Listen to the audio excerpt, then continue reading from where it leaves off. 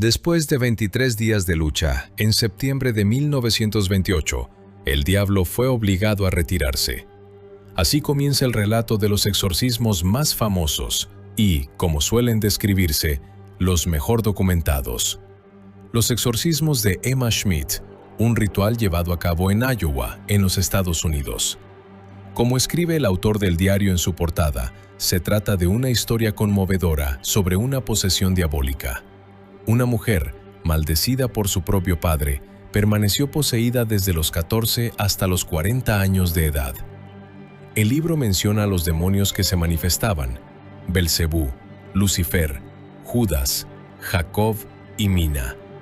El relato fue escrito originalmente en alemán por un testigo de aquellos rituales y primero salió a la venta en Alemania. Solo años después fue traducido por un sacerdote de la Abadía de San Juan en Collegeville, Minnesota. La abadía publicó el texto en inglés en forma de libro. La reacción fue gigantesca. La historia se convirtió en una sensación tanto entre la alta sociedad como en los barrios pobres. Los lectores se prestaban mutuamente este folleto, lo relataban y se lo resumían a quienes no sabían leer. Por primera vez en la historia de Estados Unidos se leía algo semejante con detalles tan impactantes. Tuve la oportunidad de leer la cuarta edición de esta obra, fechada el 28 de julio de 1935. Esa reimpresión alcanzó nada menos que 45,000 ejemplares, lo que demuestra el enorme interés que despertó el libro en los Estados Unidos. Este registro documental de los exorcismos de Emma Schmidt se convirtió en inspiración para muchas películas de terror centradas en exorcismos. Los acontecimientos descritos en estas páginas marcaron la manera en que se percibe este extremadamente misterioso ritual religioso. Daniel Dick, Camille Barnowski, Inexplicado, Emma Schmidt. Durante mucho tiempo, ese apellido no fue conocido en esta historia. La Iglesia protegió su identidad y, por esa razón, resulta bastante difícil reconstruir su pasado. Existen diferencias importantes entre las fuentes, incluso en datos tan básicos como el año y el lugar de nacimiento. Podemos encontrar información que afirma que nació en Milwaukee el 23 de marzo de 1882. Posteriormente, junto con su familia, vivió en la localidad de Marathon, en el estado de Wisconsin. Parte de las biografías señalan que Emma Schmidt era hija de Edward Schmidt. Sin embargo, en los relatos de los exorcismos podemos leer que su padre se llamaba Jacob, o más exactamente Jacob, pues era de origen alemán. Y aquí aparece una fecha alternativa de nacimiento. Y de hecho, en un archivo estadounidense donde se conservan registros de nacimientos y defunciones, se encontró un documento que indica que un tal Jacob Schmidt y su esposa Anne tuvieron una hija llamada Hulda Emma Schmidt, pero esa Emma nació el 3 de julio de 1882 en Turgovia, Suiza. Fue desde allí que la familia Schmidt emigró a Wisconsin. Ahí se establecieron y criaron, en total, a 9 hijos. Cuando llegaron a Estados Unidos era el año 1884, por lo tanto, Emma tenía apenas 2 años. Nuevamente, los registros de nacimiento indican que los padres de Emma Schmidt eran inmigrantes suizos y no alemanes, como se señalaba en algunas fuentes. Así que tendría 46 años durante el último de los exorcismos, y sin embargo las notas hablan de una mujer de 40 años. Tal vez se trate de una pequeña inconsistencia. Sin embargo, todas las fuentes coinciden en que, cuando Emma tenía 14 años, comenzaron los primeros síntomas de algo que, según algunos, indicaba una enfermedad mental y, según otros, una posesión. No hay duda de que los exorcismos fueron realizados por el sacerdote católico romano Theophilus Risinger. Padre Theophilus era el nombre religioso que adoptó entre los capuchinos. En realidad se llamaba Francis Javier Risinger y nació en el Reino de Baviera el 27 de febrero de 1868. Emigró a Estados Unidos en 1892. Primero ingresó en la Orden de los Frailes Menores Capuchinos, en Saint Fidelis, Nueva York. Después estuvo, entre otros lugares, en Detroit, hasta que finalmente llegó a Milwaukee, donde estudió filosofía y teología, además de aprender lenguas extranjeras. Mostraba un talento extraordinario en ello. También fue ahí donde recibió la ordenación sacerdotal el 29 de junio de 1899. 5 años después volvió a ser enviado a la orden en Nueva York. En Estados Unidos realizó trabajo misionero, las llamadas misiones domésticas. Durante ese ministerio entró en contacto con casos de posesión. Con el tiempo comenzó a ayudar a esas personas mediante exorcismos para expulsar de ellas al espíritu maligno. Era un hombre experimentado. Había realizado ya 19 exorcismos. Ya había cumplido 60 años, pero era descrito como una persona con plena salud. Debemos mencionar todavía otro personaje importante en esta historia, Joseph Steiger. En aquel tiempo era párroco de la iglesia de San José en Earling, Iowa. Conocía desde hacía años al padre Theophilus, quien visitaba su parroquia durante las llamadas misiones. Fue él quien se convirtió en testigo directo de estos acontecimientos. Él registraba el desarrollo de los exorcismos, las palabras de los demonios y describía los acontecimientos relacionados con ellos. Fue él quien entregó sus notas a un colega en Alemania, el pastor y teólogo Karl Vogel, quien las publicó en la Alemania nazi de aquel tiempo. Desde allí el libro, o más bien un folleto más extenso, llegó a Estados Unidos junto con inmigrantes alemanes. Fue aquí donde, en 1935, el monje benedictino Celestin Kapsner lo tradujo al inglés. Y así fue como la historia de los 23 días de lucha contra los demonios se hizo conocida entre los estadounidenses. Como curiosidad, el precio de los primeros ejemplares del libro Fuera Satanás hace 100 años era de 15 centavos. También se indicaba un precio al mayoreo, 100 ejemplares por $8. Además podía comprarse por separado, por 1 centavo, un volante con una oración, el llamado Exorcismo contra Satanás y los Ángeles Rebeldes, creado por orden de su santidad el Papa León XIII. Debemos añadir que el padre Theophilus también presentó su propia versión de estos acontecimientos. Fue escrita por su conocido Frederick Bones en 1934. Sin embargo, él no la publicó, sino que dejó el juicio en manos de la Iglesia Católica. Envió esos relatos a Roma. Solía decir: «Mientras Roma no hable, yo guardaré silencio sobre este tema». El Vaticano no decidió publicar su descripción de los acontecimientos. Sin embargo, ese relato finalmente fue publicado en el año 2020. Trasladémonos entonces al pequeño pueblo de Earling en el condado de Shelby, estado de Iowa. En 1928 tenía 358 habitantes y hoy no tiene muchos más. La estación de tren, la iglesia y el monasterio. Alrededor de eso giraba la vida de sus habitantes. El padre Theophilus Riesinger se encontraba de misión en la parroquia de Earling en 1928. Le pidió al párroco local, Joseph Steiger, que le permitiera llevar al monasterio bajo su cuidado a una joven que, según él, podía estar poseída por el diablo. Se conocían bien desde hacía años, así que Theophilus le habló al pastor con sinceridad y convicción sobre este caso. Terminó su relato confesando que deseaba que Steiger celebrara junto a él el solemne ritual de exorcismo sobre la poseída. Como mencionamos, ambos hombres se conocían, así que el padre Steiger, en sus primeras palabras, minimizó la petición, quizá intentando desviar el tema o aliviar la tensión, y bromeó. ¿Qué? ¿Otro caso de posesión? Sin embargo, Theophilus continuó hablando con el tono más serio. De hecho, varias veces había expulsado personalmente al diablo de personas poseídas. No intentó justificarse, simplemente admitió que el obispo Thomas Dunn de Des Moines, Iowa, le había confiado nuevamente este caso. Subrayamos la palabra nuevamente. En 1912, es decir, 16 años antes, Theophilus Riesinger era monje en la comunidad de San Antonio, en Marathon, Wisconsin. Y fue precisamente entonces cuando habría tenido su primer encuentro con el caso de Emma Smith. En aquel tiempo habría realizado el primer exorcismo, aunque aquí también algunas fuentes afirman que Emma Smith conoció al padre Riesinger en Nueva York. Ella tenía entonces 16 años. Desde hacía 2 años presentaba síntomas de posesión, y ya en ese momento se habría realizado sobre ella el primer exorcismo. Alrededor del año 1898. En cualquier caso, las consecuencias de aquellos primeros exorcismos fueron objeto de consultas.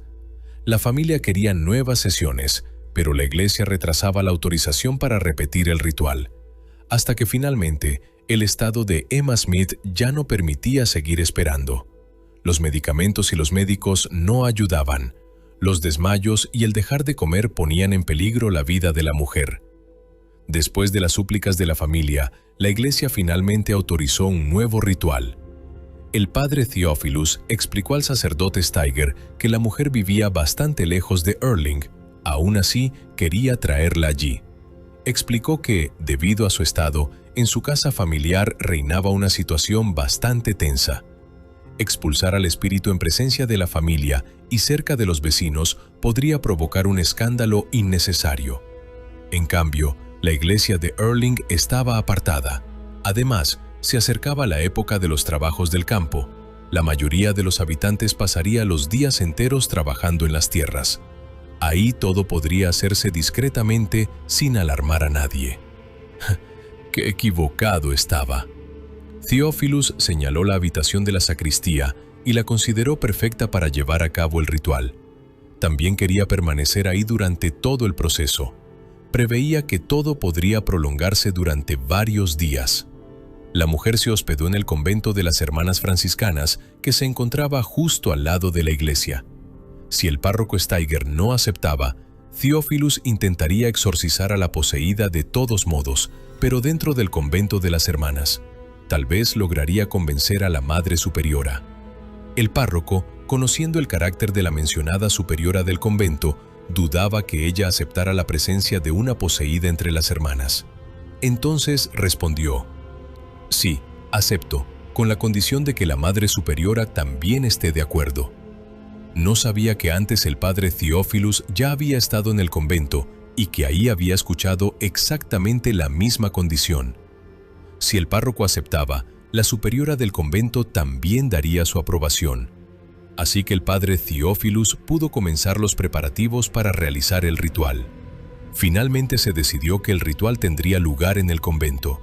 El párroco fue llamado ante el obispo, quien emitió la autorización para los exorcismos. Ahí escuchó todo lo relacionado con el desarrollo previo del caso y los síntomas de la posesión. También recibió una advertencia. Si la fe del párroco no era lo suficientemente profunda, aquello podría traer consecuencias difíciles de imaginar. El diablo seguramente intentaría vengarse de él. El párroco Joseph Steiger dudó varias veces durante la conversación con el obispo Dan, pero finalmente decidió que, ya que había dado su consentimiento, no quería retractarse, y que la lucha por la pureza del alma de una mujer inocente valía aquel riesgo. También le pidieron que, durante las oraciones, anotara las frases que salieran de la boca de la mujer exorcizada. Eso podría ayudar mucho a comprender la naturaleza del mal. El capuchino Theophilus explicó al párroco Steiger que la mujer poseída tenía más de 40 años, provenía de una familia católica y religiosa, que ella misma también era una católica practicante, respetada y apreciada, y aún así sufría de una manera terrible. ¿En qué consistía su posesión? Todo comenzó cuando cumplió 14 años. Ella, al igual que su piadosa madre y sus hermanos, quería ir a la iglesia con toda la familia, y sin embargo, algo se lo impedía. Quería rezar en la iglesia, recibir la comunión durante la misa, pero alguna entidad desconocida, de la que también hablaba como una fuerza, no se lo permitía. Ni siquiera podía pronunciar el nombre de Jesús. Decía escuchar voces interiores, sentía que eran malas y, más adelante, comenzó a escucharlas claramente cuando la incitaban a realizar actos contrarios a los principios por los que se guiaban los cristianos fervientes.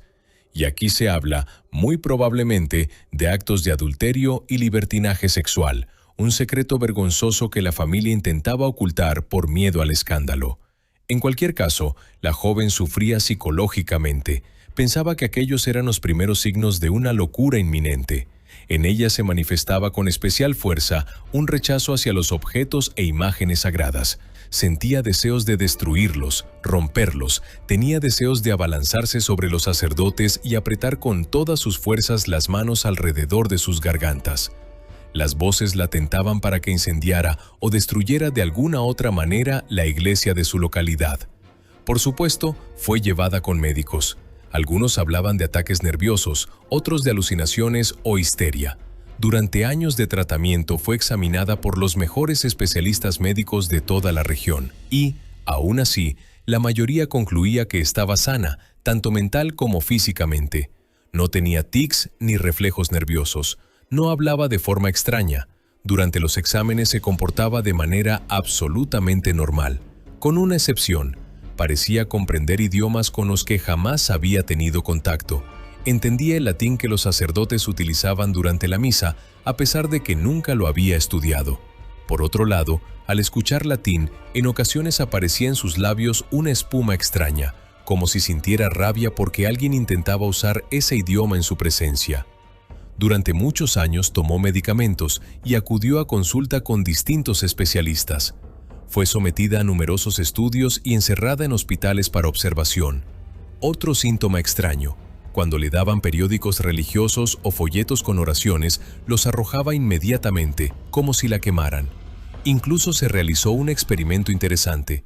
Le dieron a Emma un periódico común, pero previamente sus páginas habían sido rociadas con agua bendita.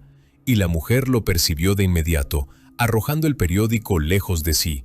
Otro experimento: algunos de sus objetos personales fueron bendecidos en secreto y sometidos a oración. Emma lo percibía y se mostraba inquieta al entrar en contacto con ellos. Objetos similares pero no bendecidos no provocaban en ella ninguna reacción alarmante. Finalmente, los médicos concluyeron que no podían ayudarla, que tal vez su sufrimiento tenía una naturaleza religiosa, sobrenatural. Tal vez debía buscar ayuda en el clero. Durante muchos años, mientras sufría, intentaron descubrir qué había provocado aquella posesión, si realmente se trataba de una posesión. ¿Qué hizo que escuchara voces?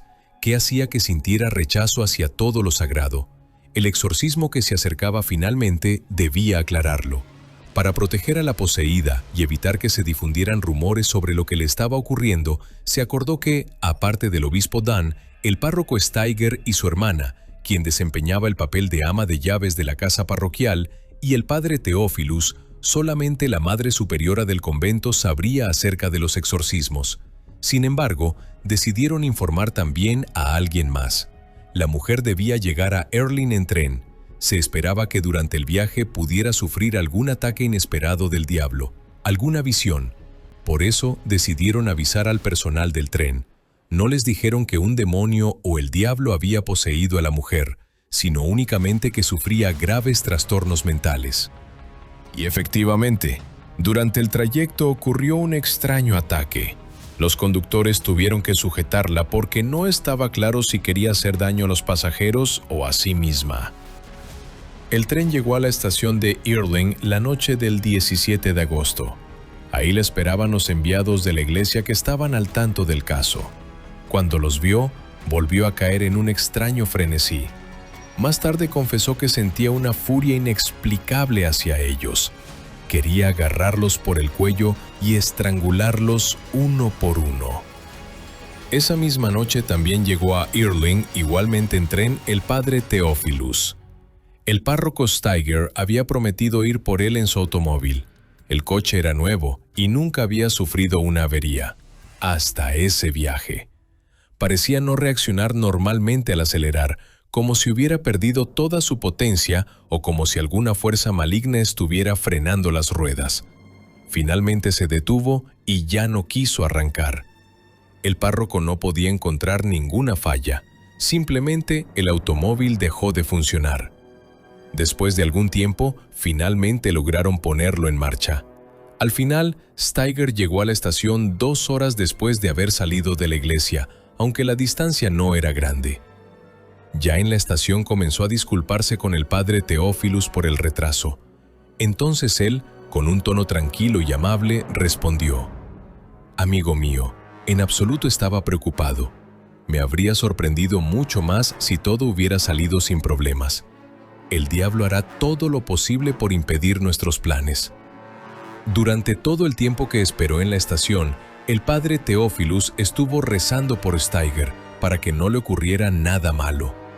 En lugar de preocuparse por el coche averiado, se alegró de que el párroco hubiera llegado sano y salvo. Ambos se acercaron al automóvil. El padre Theophilus bendijo el coche, hizo sobre él la señal de la cruz y recitó una breve oración. Después se sentó en la parte trasera. Durante el trayecto, esta vez corto, hacia la casa parroquial, estuvo susurrando todo el camino las palabras del rosario. Y esta vez, los sacerdotes llegaron a su destino sin ningún problema. Ahí ya los esperaba la noticia de que Emma Schmidt había llegado sana y salva al convento, que se encontraba junto a la parroquia. Sin embargo, los sacerdotes escucharon que no había sido fácil, que habían surgido problemas en el tren, lo cual el padre Theophilus volvió a considerar obra del maligno. Las hermanas religiosas también percibieron una actitud hostil. Fue necesario informar a algunas de ellas y decirles que la mujer que había llegado estaba poseída. Al escuchar aquello, la hermana encargada de preparar la comida de Emma la roció con agua bendita y la llevó a su habitación. La entidad que había poseído el cuerpo de Emma lo percibió inmediatamente. La mujer cayó en una furia violenta. Comenzó también a gruñir y bufar como un gato. La cena fue reemplazada por otra que no tenía ni una gota de agua bendita. Las hermanas contaban cómo, en presencia de una cruz o de algún objeto bendecido, Emma Schmidt se encogía repentinamente, como si hubiera tocado fuego. Evidentemente sufría tanto psicológica como físicamente, tal vez por miedo, tal vez por repulsión. A la mañana siguiente, los habitantes del lugar salieron temprano a trabajar en los campos. El párroco Steiger y el capuchino Theophilus fueron a la iglesia para la misa matutina. Después entraron en el convento. Las hermanas, tal como se les había ordenado, ya habían preparado todo para los exorcismos. El párroco y el misionero comenzaron el ritual. Asumieron que una sola oración no sería suficiente, que la lucha por el alma de Emma Schmidt duraría varios días. Sabían que debían expulsar al diablo. Lo que aún no sabían era que no era un solo espíritu maligno el que había poseído a aquella mujer. Emma Schmidt fue acostada sobre el colchón de una sólida cama de hierro. El padre Riesinger, temiendo que el demonio pudiera atacarlo para interrumpir el ritual, ordenó que ataran las manos de Emma. Esperando que comenzara a forcejear y a resistirse físicamente, pidió que las monjas más fuertes permanecieran junto a la cama. Ellas no debían reaccionar de ninguna manera ante lo que ocurriera en aquella pequeña habitación.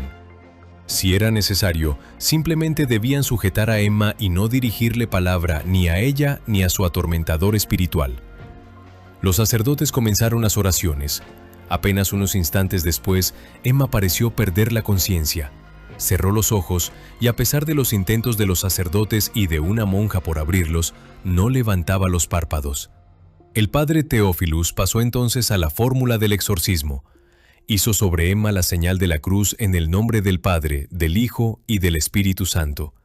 Y entonces, según las notas, todos los presentes en la habitación se convirtieron en testigos de algo imposible. La mujer atada, acostada sobre la cama y sujetada por una monja, de pronto se arqueó con tal violencia que literalmente salió disparada de la cama. Con alguna fuerza sobrenatural, logró saltar hasta el marco de la única puerta que conducía a aquella habitación. Todo ocurrió en un instante. Parecía físicamente imposible que pudiera mantenerse ahí. Debería haber caído al suelo y, sin embargo, la mujer estaba aferrada a la pared con los dedos. En la habitación se hizo el silencio. En los rostros de las hermanas y de los sacerdotes apareció el miedo. Casi todos gritaron de terror. Solo el experimentado exorcista, el padre Theophilus, parecía haber esperado algo así. Con voz tranquila, pero firme, ordenó que bajaran a la mujer nuevamente a la cama. Intentaron hacerlo, pero su agarre era increíblemente fuerte. Parecía imposible. En aquella pared lisa no había nada de qué sujetarse. Finalmente lograron agarrarla de los pies y, haciendo toda la fuerza posible, la arrancaron de encima de la puerta. Cuando volvieron a colocarla sobre el colchón, las hermanas sujetaron el cuerpo de la mujer con todas sus fuerzas para impedir que escapara otra vez. El exorcista reanudó las oraciones. Esta vez las interrumpió un grito inhumano. Parecía venir de muy lejos, pero todos los presentes sabían que la fuente era la mujer sobre la cama. Supusieron que era Satanás protestando, o quizá gritando de dolor por el sufrimiento que le causaban las bendiciones del sacerdote. Aquel único aullido se transformó en un rugido furioso y aterrador, como el de toda una manada de bestias desconocidas. El padre Teófilus comenzó a ordenar a Satanás que guardara silencio, pero los alaridos no cesaban. Las ventanas estaban completamente cerradas, el convento se encontraba apartado, y aún así, aquellos gritos y gruñidos podían escucharse hasta en las casas más lejanas. Los habitantes, alarmados por aquellos sonidos, comenzaron a acercarse. Cuando entraban al terreno del convento, aquellos aullidos malignos los llenaban literalmente de terror. Entraban en pánico y corrían buscando a las hermanas religiosas. Preguntaban desesperadamente si alguien estaba siendo torturado o asesinado dentro de aquellos muros sagrados. Muy pronto toda la parroquia supo que en el convento se estaba intentando expulsar al diablo. Los demás habitantes abandonaban los campos y corrían hacia los edificios. En el patio se reunió una gran multitud. Muchos rezaban en voz alta.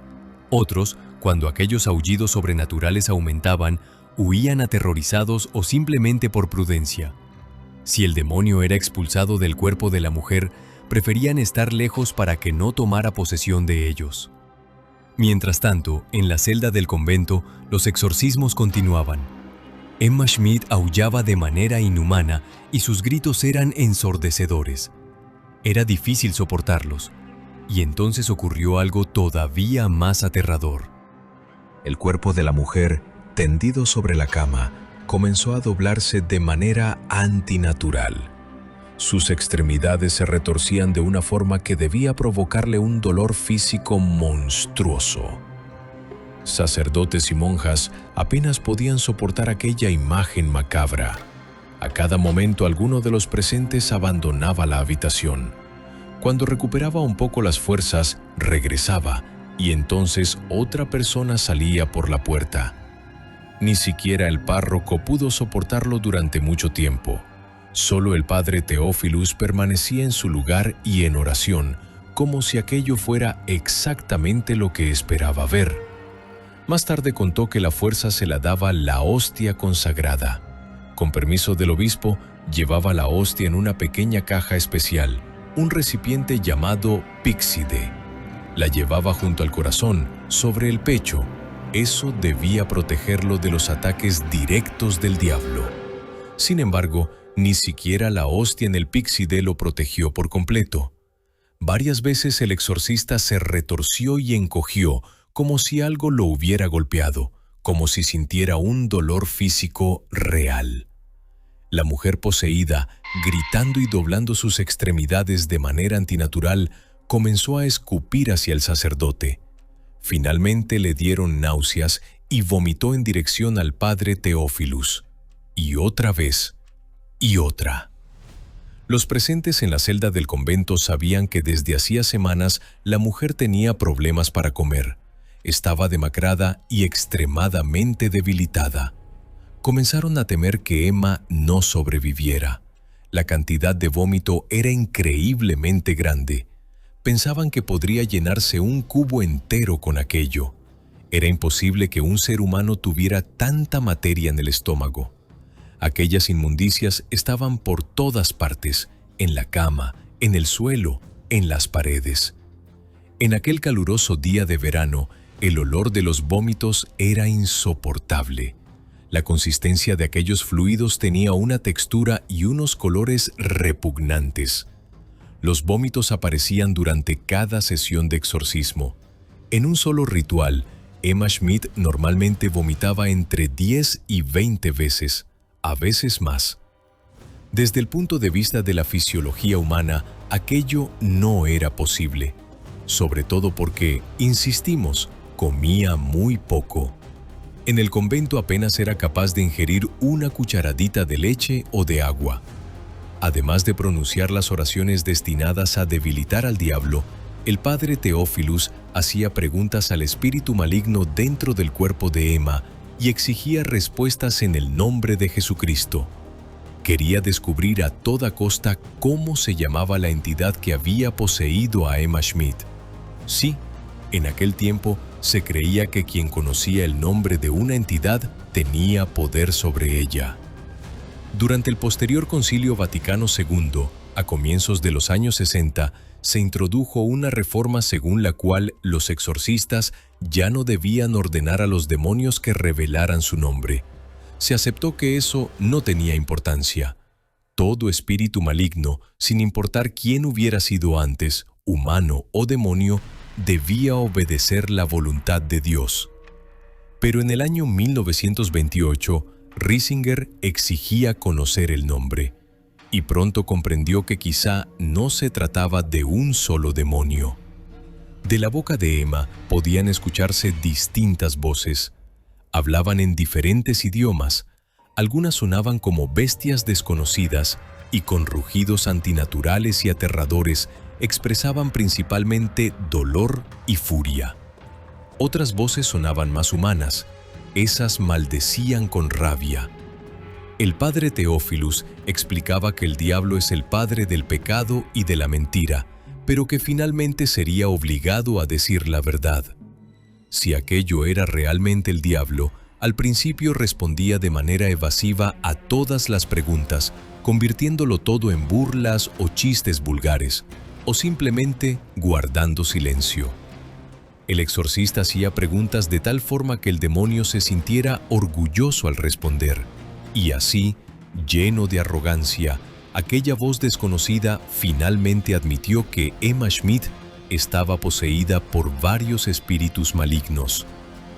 Cuando el padre Teófilus comenzaba a expulsarlos en el nombre de Cristo crucificado, al escuchar ese nombre, el demonio empezaba a aullar como un animal salvaje herido. La mujer gritaba desesperadamente sobre la cama, se retorcía y aquello duraba horas enteras. Había días en que comparaban aquellos alaridos con una horda de hienas y leones. Otras veces eran apenas murmullos, como los de un gato. Después aparecían sonidos semejantes al ladrido furioso de perros o al mugido aterrorizado del ganado. Había más gritos. No sonaban completamente animales, pero los testigos dentro de la celda del convento no sabían compararlos con nada conocido. Las monjas no podían soportarlo. Se turnaban constantemente. En total, 12 hermanas participaron por turnos ayudando durante aquellos exorcismos. Quizá valga la pena citar uno de los diálogos entre el exorcista y el demonio. Exorcista: en el nombre de Jesús y de su bendita Madre María Inmaculada, que aplastó la cabeza de la serpiente, dime la verdad. ¿Quién es el líder o príncipe entre ustedes? ¿Cómo te llamas? Entonces se escuchó el ladrido de algún perro infernal, dentro del cual podía distinguirse la palabra Belcebú. Exorcista: ¿te llamas Belcebú? ¿No eres acaso Lucifer, príncipe de los demonios?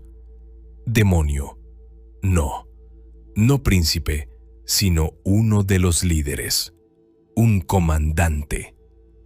Exorcista: entonces no fuiste un ser humano, sino uno de los ángeles caídos que, por orgullo egoísta, quisieron ser semejantes a Dios.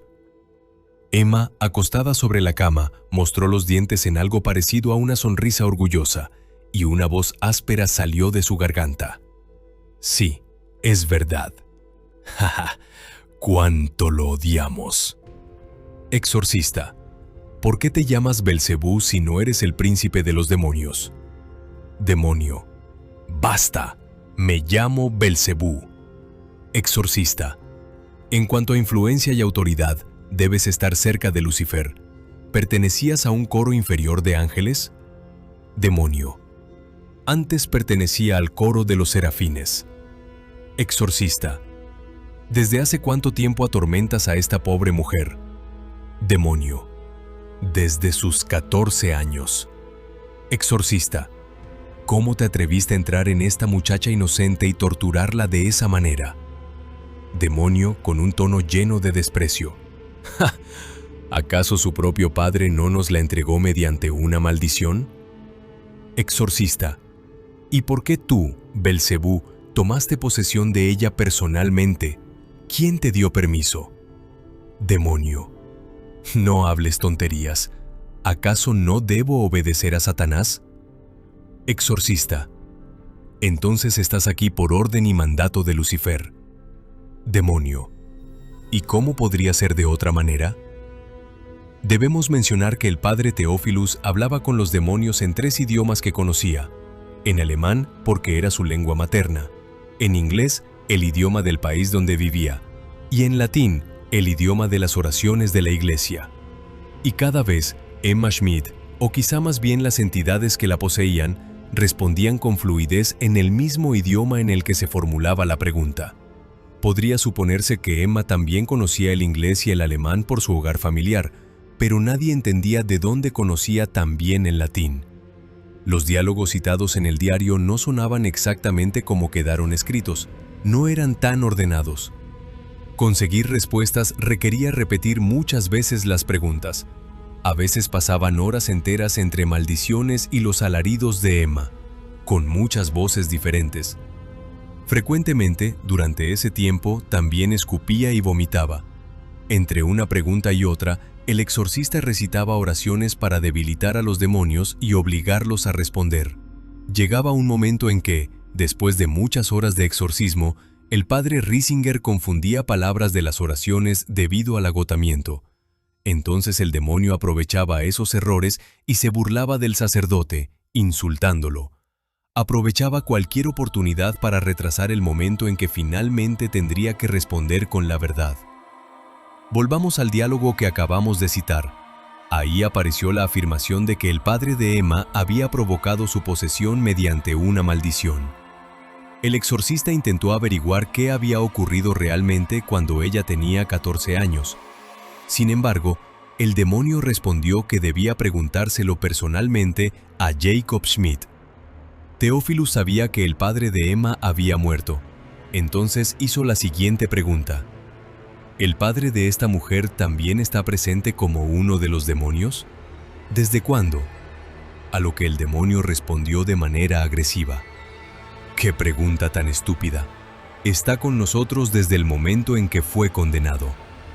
Después se escuchó una carcajada llena de burla y malicia. Exorcista. Entonces ordeno solemnemente, en el nombre del Salvador crucificado de Nazaret, que permitan al padre de esta mujer responder a mi pregunta. En lugar de eso, aparecieron varias voces demoníacas que el padre Riesinger ya reconocía, y una nueva voz jamás escuchada antes dentro de aquella celda del convento. Sonaba tan grave y tan poderosa que todo el cuarto vibraba. El párroco y varias monjas huyeron aterrorizados. Aquella voz se presentó como Judas Iscariote, el que, según el Nuevo Testamento, traicionó a Jesús con un beso. De la boca de Emma salió otra oleada de saliva y vómito. Finalmente, mediante las oraciones, el exorcista logró obligar a manifestarse al espíritu del padre de la mujer poseída. El demonio Jacob, forzado por el sacerdote, relató la vida pecaminosa y depravada que había llevado. Contó lo brutal que había sido con las mujeres y cómo daba rienda suelta a sus deseos enfermos. También habría confesado al sacerdote que en repetidas ocasiones obligó a su propia hija a cometer incesto. Ella siempre se rebelaba y se resistía con firmeza hasta que finalmente él la maldijo. Ya que no podía poseerla, exigió que todos los demonios la tomaran. El padre Riesinger consideró aquella respuesta como la principal causa de la posesión, y el entregar el alma de una niña inocente a los demonios hizo que Jacob Schmidt también quedara condenado eternamente. Después de aquella sesión de exorcismos, interrogó a Emma sobre sus recuerdos relacionados con su padre. Ella recordaba las maldiciones, pero no sabía, o quizá no quería, dar detalles sobre los abusos o los actos incestuosos de su padre. Según otros relatos a los que el padre Teófilus tuvo acceso más tarde, Jacob se definía a sí mismo como anticlerical incluso enemigo de la Iglesia. En cada oportunidad criticaba el sistema y la fe. Es cierto que acudía a la iglesia durante las fiestas más importantes, pero, según sus conocidos, entonces buscaba contradicciones en los sermones y las utilizaba para criticar las enseñanzas de la iglesia y burlarse de quienes se dejaban influenciar por los sacerdotes. Fuera de eso, no asistía a misa ni participaba en ningún sacramento, aunque antes de morir recibió la visita de un sacerdote con la extrema unción. Los testigos recuerdan que recibió la comunión, lo cual debía garantizar la salvación de su alma, y aún así, el espíritu maligno que decía ser Jacob, el padre de Emma, se jactaba de que había sobrevivido a la hostia recibida en su lecho de muerte y que luego la escupió, porque despreciaba la fe en Dios. Poco después de este descubrimiento apareció otra nueva voz. Emma Schmidt lanzó un falsete agudo y chillón. Aquella voz se presentó como Mina. Ese era el nombre de una de las amantes de Jacob Schmidt y además era pariente suya. Era tía de Emma, aunque eso no impedía que Jacob engañara con ella a su esposa. Mina también era considerada en la región como una bruja. Supuestamente añadía ciertas hierbas a la comida de Emma para volverla más sumisa ante su padre. Sus hechicerías, según creían los habitantes de la zona, eran la verdadera causa de la posesión.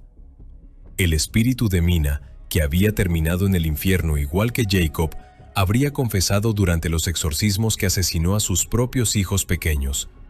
Cometió infanticidio en 4 ocasiones, por eso el infierno y la condenación eterna. Después de cada diálogo, Mina escupía y vomitaba con odio. El padre Teófilus y el párroco Joseph consideraron precisamente a Mina y a Judas como el peor tipo de demonios entre todos los que poseían a Emma Schmidt. Las sesiones de exorcismo, que duraban largas horas y se repetían día tras día, destruyeron seriamente el cuerpo de Emma. Ya no se podían reconocer los rasgos de su rostro, cambiaban caóticamente, como si ella no controlara la tensión de sus músculos. Su cuerpo también había cambiado, demacrado, deformado por espasmos antinaturales. Adoptaba posiciones inhumanas. Y luego volvía a hincharse, como si estuviera a punto de explotar. Había momentos en los que sus brazos, piernas y abdomen se tensaban y se volvían duros como el acero. Entonces los presentes en la habitación escuchaban cómo las barras de hierro de la cama comenzaban a crujir bajo el peso de aquella mujer delgada. Se doblaban hacia el suelo, como si aquella muchacha sobre la cama pesara 1 tonelada. Su piel se volvió pálida, su rostro mortalmente pálido. Pero había momentos en que, de repente, parecía que toda la sangre del pequeño cuerpo de la mujer subía hacia la cara. Entonces la piel de sus mejillas, su frente y sus labios se volvía intensamente roja, creando un contraste macabro con la palidez de sus extremidades. Los labios estaban resecos y heridos, los ojos saltones, claramente salidos de las órbitas. Cada día, el exorcista comenzaba con oraciones y observaba cómo reaccionaban Emma y los demonios que la poseían ante los nombres santos y divinos. Las reacciones más fuertes aparecían ante la bendición del Santísimo Sacramento y cuando acercaban un crucifijo a Emma. Cuando los sacerdotes utilizaban agua bendita, el cuerpo de Emma también reaccionaba violentamente. De su boca salían: «¡Fuera! ¡Fuera eso! ¡Quema! ¡Quema!». También le acercaban hojas con oraciones. Ella reaccionaba con repulsión. Como experimento, el sacerdote preparó una hoja con oraciones paganas, pero redactadas de una manera tan hábil que incluso las monjas estaban convencidas de que se trataba de algún tipo de bendición cristiana. Cuando la colocaron sobre la frente de Emma, no provocó ninguna de las reacciones vistas anteriormente.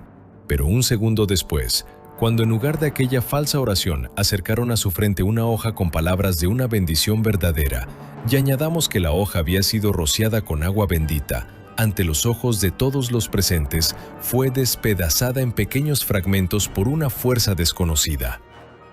Los demonios dentro del cuerpo de Emma también temían profundamente el nombre del arcángel Miguel, quien debía comandar el ejército de ángeles que expulsó a Lucifer del cielo. Cuando el exorcista utilizaba la oración a San Miguel, los demonios se volvían sumisos y respondían obedientemente a las preguntas.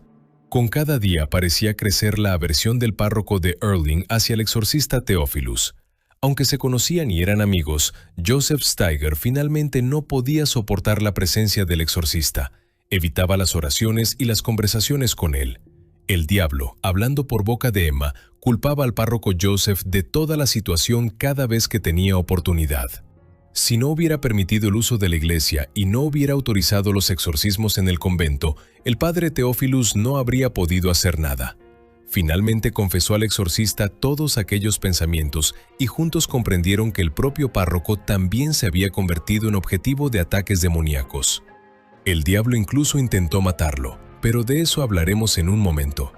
Curiosamente, el demonio nunca prestaba atención a las monjas, como si no se molestara con personas de menor rango. En cambio, el párroco, el exorcista y la madre superiora del convento eran constantemente objeto de burlas y ataques demoníacos, incluso físicos. Cuando la superiora se acercó imprudentemente a la cama de Emma, ella se liberó de las manos de las mujeres que la sujetaban y golpeó con furia el rostro de la principal de las monjas con tanta fuerza que la lanzó hasta el rincón opuesto de la habitación. Añadamos que según uno de los relatos, la madre superiora era de origen polaco. Mencionamos antes el intento de asesinato contra el párroco. Joseph Steiger fue llamado para administrar la extremunción en una localidad vecina. Existía la costumbre en la parroquia de que normalmente alguien de la familia acudiera a buscar al sacerdote para llevarlo con el sacramento. Esta vez, el esposo de la mujer moribunda llamó a la casa parroquial y explicó que su automóvil acababa de descomponerse repentinamente. Así que el párroco fue en su propio coche. Después de administrar la unción, regresaba a Erling conduciendo con mucho cuidado. Recordaba que se había convertido en objetivo del diablo debido a los exorcismos. Como contó más tarde, manejaba lentamente, por un camino donde conocía cada piedra. De pronto, cerca de un pequeño puente, apareció una niebla espesa. Pensó que seguramente la diferencia de temperatura y la humedad del agua que corría bajo el puente habían provocado aquella neblina repentina. Redujo todavía más la velocidad. Avanzaba casi sin poder ver nada cuando de repente el automóvil chocó contra la barrera de piedra del puente. El impacto fue mucho más fuerte de lo que indicaba la velocidad del vehículo. El coche literalmente se partió y la parte donde se encontraba el conductor quedó colgando sobre el vacío. Afortunadamente, el ruido alertó a un agricultor que trabajaba cerca. Fue él quien sacó al párroco del automóvil y lo llevó con su propio coche al médico. Después, como no tenía heridas graves, lo llevó de regreso a la iglesia. En ese momento, en el convento vecino continuaba otra sesión de exorcismo. En cuanto el párroco se reunió nuevamente con el padre Theophilus, Emma, claramente excitada, comenzó a reírse y burlarse del accidente. Triunfante, afirmaba que el párroco ya estaría muerto si Dios no hubiera intervenido. Ni el exorcista ni las monjas sabían que había ocurrido un accidente. La pregunta era, ¿cómo Emma sabía todo aquello? El diablo que la poseía recordó muchas veces aquel accidente como advertencia para que el párroco dejara de involucrarse en los exorcismos, o volvería a suceder. Aprovechando aquello, los sacerdotes también escucharon de labios de Emma cómo el propio diablo se jactaba de provocar muchos accidentes de tráfico para llevar más rápidamente a las personas a la muerte y apoderarse de sus almas atormentadas. Los accidentes también significaban caos en la sociedad, juicios, sufrimiento y odio entre las personas. Por eso al diablo le gustaban tanto los automóviles. Decimos que los demonios hablaban por boca de Emma, porque así lo entendía el exorcista. Él afirmaba que durante la mayor parte de los exorcismos, Emma estaba inconsciente o ausente mentalmente. Los sonidos salían de su boca aunque no moviera los labios. La boca permanecía entreabierta, a veces cerrada, y aún así, las voces se escuchaban como si provinieran del interior mismo de la mujer. Se presentaban como Belcebú, Judas Iscariote, Jacob y su amante Mina. También aparecían otros, gemidos y lamentos demoníacos que nunca lograron identificar. Tampoco consiguieron determinar cuántos demonios había. Cuando se les hacían preguntas sobre la naturaleza del mal, el infierno, el cielo o la salvación, normalmente en vez de respuestas se escuchaban horribles aullidos. Los demonios no querían doblegarse ante la voluntad del exorcista y se negaban a responder aquellas preguntas. Los sacerdotes escuchaban con frecuencia la frase: «Cállate, eso no es asunto tuyo». También aparecía constantemente la expresión latina «non ad rem», que debía significar una respuesta evasiva. No del todo. Eso no tiene nada que ver con este asunto. Sin embargo, cuando los demonios decidían hablar, normalmente amenazaban con que no se rendirían. También se burlaban del exorcista y de su ayudante. Cuando durante las oraciones las fuerzas del menos experimentado párroco Steiger comenzaban a debilitarse, los espíritus malignos empezaron a amenazar al sacerdote diciendo que lo atormentarían hasta la muerte. Aquellas amenazas comenzaron a cumplirse por las noches. Cuando el párroco Steiger, agotado después de todo un día de oraciones y rituales, se acostaba a dormir en su habitación de la casa parroquial, comenzó a escuchar ruidos dentro de las paredes, como los que podrían hacer las ratas. Pero, a diferencia de los rasguños y chillidos de las ratas, aquellos sonidos no cesaban, sino que aumentaban. No se movían solamente junto al suelo, como correrían los roedores, sino que también se escuchaban arriba, cerca del techo, como si algo golpeara a lo largo de toda la altura de las paredes. Llevaba 14 años durmiendo en aquella habitación y jamás había experimentado algo semejante. Después de una de aquellas noches, los ruidos volvieron a despertarlo. Estaba al borde del agotamiento por la falta de sueño. Solo entonces comenzó a pensar que tal vez eran los espíritus malignos que poseían a Emma cumpliendo sus amenazas. Tomó la estola, aquella larga y estrecha banda que simboliza la dignidad sacerdotal y confirma la autoridad para administrar los sacramentos. También tomó un crucifijo, encendió velas delante de él y comenzó a recitar las palabras del exorcismo. Poco después, por primera vez en muchas noches, el silencio volvió a las paredes. Varias noches más tarde, el párroco fue despertado por un tren que pasaba cerca. La vía férrea se encontraba no muy lejos de los edificios de la iglesia y del convento. Por la noche el sonido se escuchaba con mayor claridad, pero esta vez puertas y ventanas comenzaron a temblar. El sacerdote tenía la impresión de que toda la casa vibraba. Tal vez algún tren de carga especialmente pesado había provocado aquellas vibraciones. Pero mientras permanecía acostado escuchando atentamente, comprendió que no era un tren. Nada estaba pasando por las vías. Era la casa la que temblaba y se escuchaban golpes profundos, como si vinieran desde debajo de la tierra. Intentó salir de la habitación y buscar el origen del ruido, pero no pudo abrir la puerta. Él era el único que tenía llaves y, sin embargo, la puerta no estaba cerrada. Simplemente parecía haberse atascado a causa de las vibraciones o de alguna fuerza impura. Volvió a tomar la estola, el crucifijo y las velas y repitió la oración del exorcismo. Los golpes subterráneos cesaron. Las vibraciones se detuvieron por completo. Cuando se acercó nuevamente a la puerta, ésta se abrió sin ningún esfuerzo. En su interior desafió a Satanás por intentar asustarlo. Desde ese momento comenzó a rezar regularmente las oraciones de exorcismo antes de dormir y siempre se acostaba con la estola puesta alrededor del cuello. Más tarde escuchó de otros sacerdotes de la región que también acudían ocasionalmente a rezar junto a la cama de Emma y ayudar en los exorcismos, que en sus propias casas parroquiales habían aparecido ruidos nocturnos y vibraciones de paredes similares. Cada uno contaba también sus propias historias de accidentes y sucesos extraños que casi terminaron en heridas graves o en la muerte. Y ellos también afirmaban que solamente las oraciones calmaban aquel mal presagio que intentaba aterrorizarlos o matarlos. Ruidos parecidos continuaron incluso mucho tiempo después de haber terminado los exorcismos de Emma Schmidt. Como las noticias sobre los exorcismos que duraban muchos días se habían extendido por toda la región, las misas en la iglesia de Erling comenzaron a llenarse mucho más de lo habitual.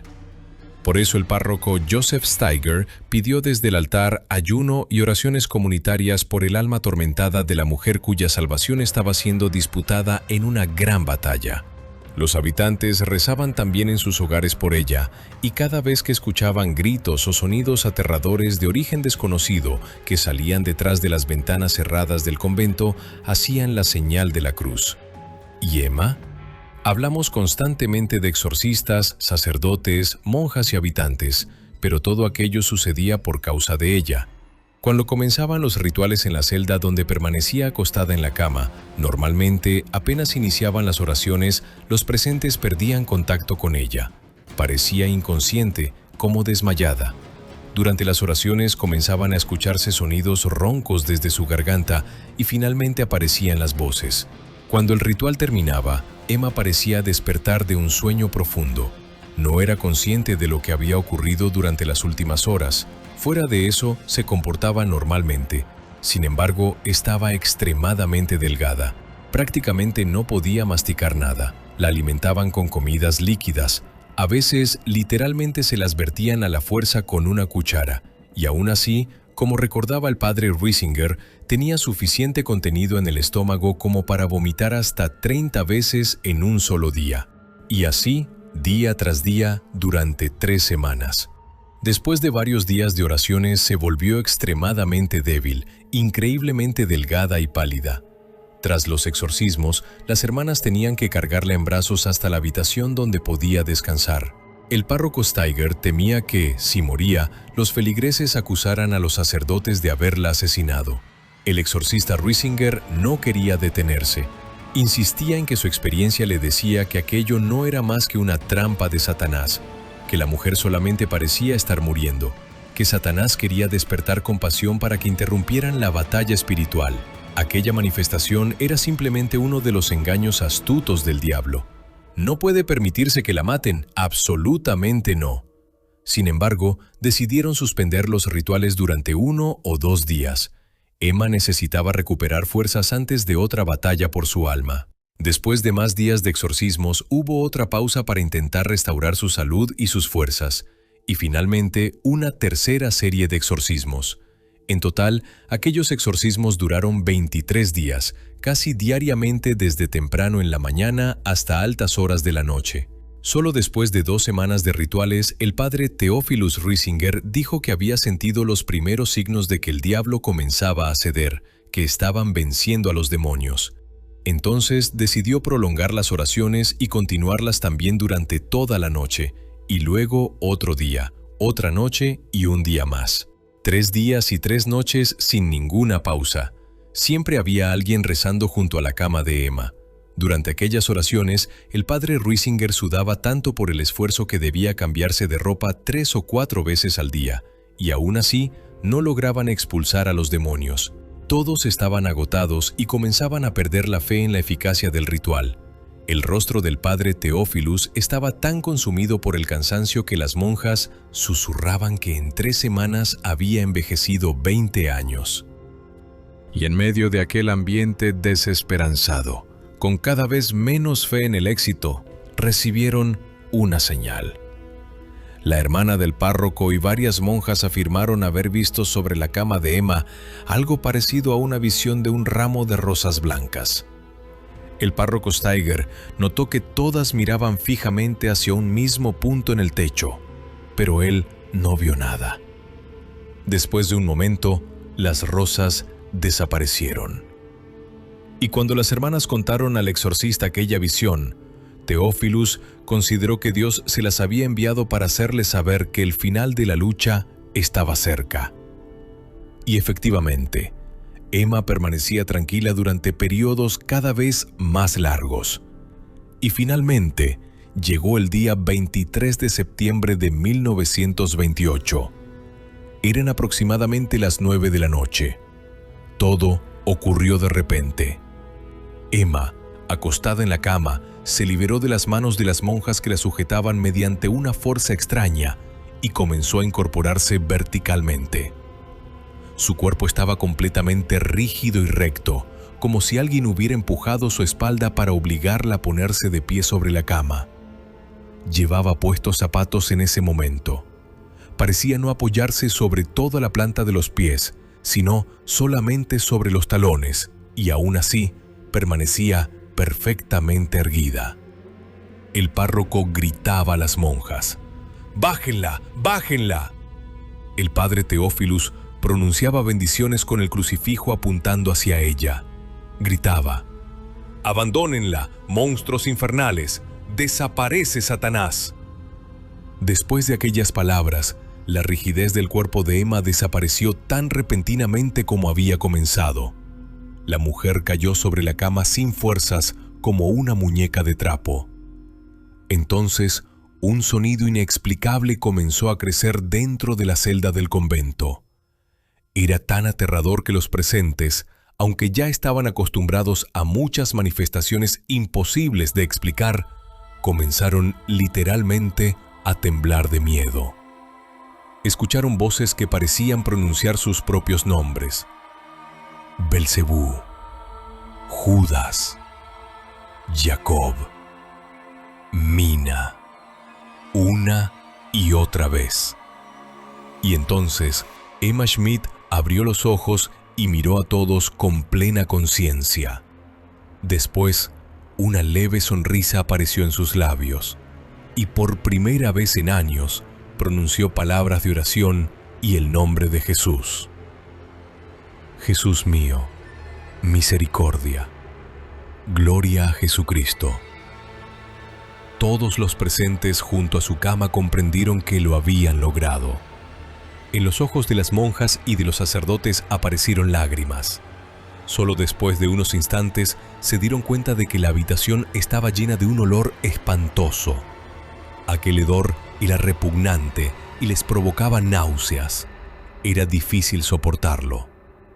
Abrieron de par en par todas las ventanas y puertas de las celdas vecinas para que la corriente de aire expulsara aquel olor. Al día siguiente se anunció a los feligreses que los exorcismos habían tenido éxito. La confirmación definitiva fue que Emma Schmidt perdió toda aversión hacia los símbolos sagrados. Recibió la comunión y desde entonces asistió regularmente a misa. Una de las místicas más conocidas de aquella época, Therese Neumann, de Connersreuth, en Alemania, habló de una visión que había tenido. A pesar de encontrarse al otro lado del mundo, parecía saber perfectamente acerca de la lucha entre el bien y el mal que se estaba librando en Erling. Habría predicho el futuro de Emma. La buena mujer volverá a ser poseída. Será para su propio bien, para su purificación y redención completa.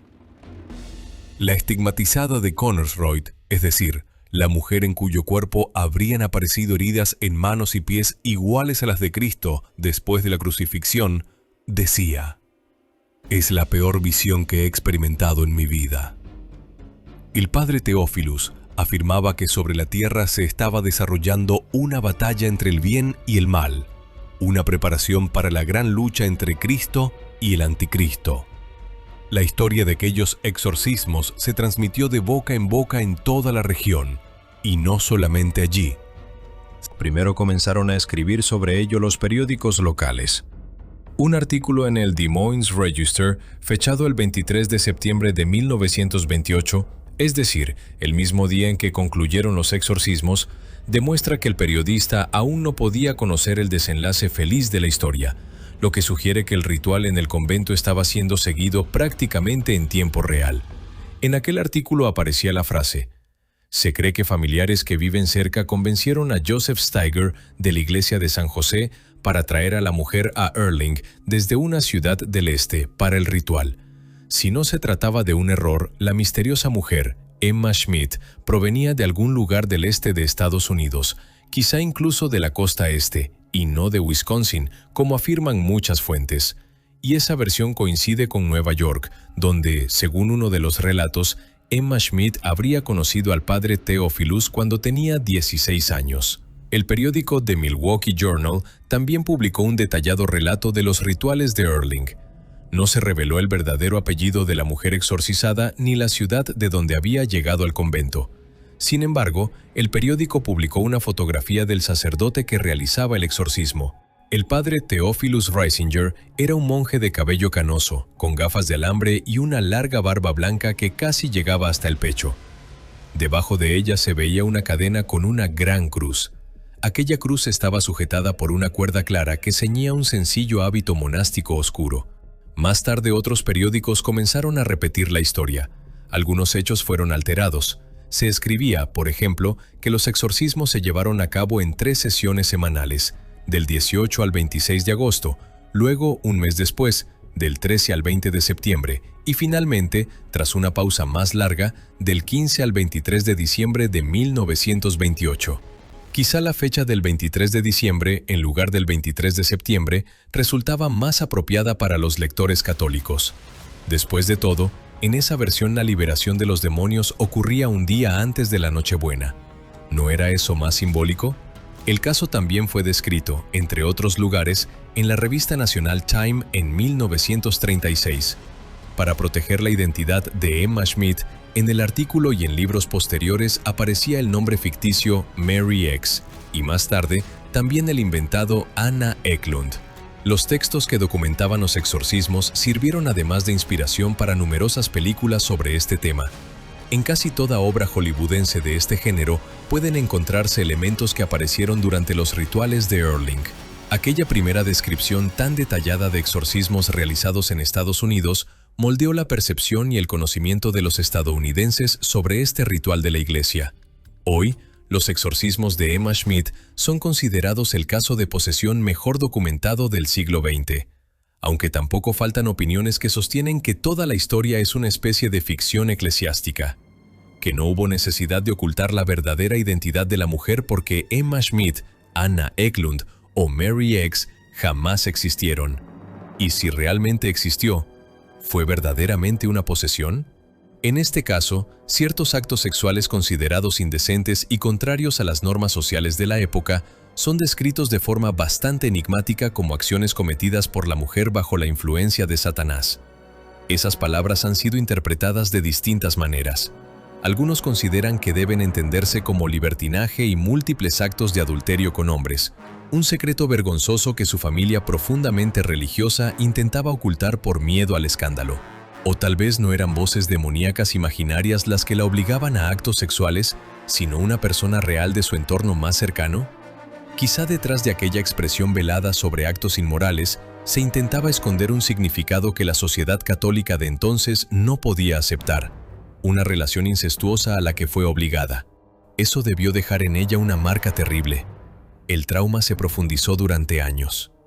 Supongamos que fue criada en una familia profundamente creyente que no quería hacer público el problema, que lo silenció y lo ocultó.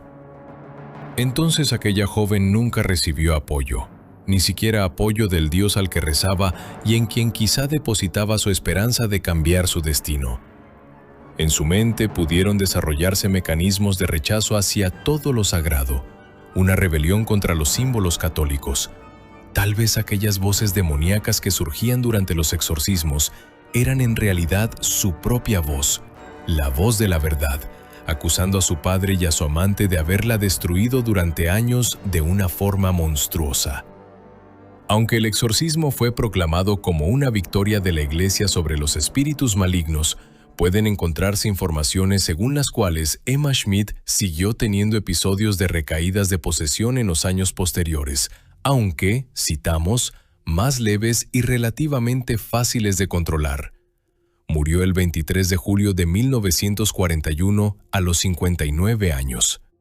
O, como mencionamos antes, si en realidad se trataba de Hulda Emma Schmidt, esa mujer murió a los 81 años, el 23 de junio de 1964 en Milwaukee.